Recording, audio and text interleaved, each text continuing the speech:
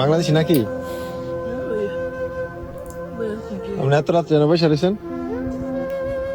এই তো ভাইয়া, থাকার জায়গা নাই,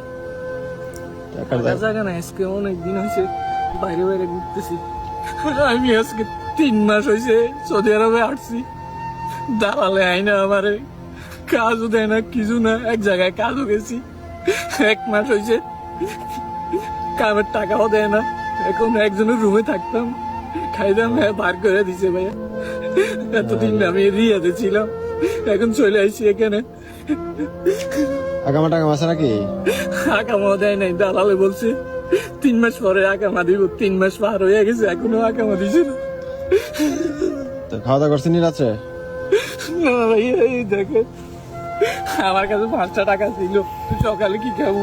এই দেখেন কবুজ ভাইয়া, একটা কবুজ খাইছি আর এই কটা কবুজ রাখছি, শক্ত হয়ে গেছে ভাইয়া গরুর মতো। তো আপনার আপনার কাইন্দেন। অবশ্যই আপনাদের উদ্দেশ্যে কিছু কথা বলতে চাই। আপনারা যারা এই বিদেশের বাড়িতে আসবেন, অবশ্যই কেউ দালালের মাধ্যমে আসবেন না। আপনার আপনজন থাকলে বা কাছে পরিচিত থাকলে ওনাদের মাধ্যমে আসবেন।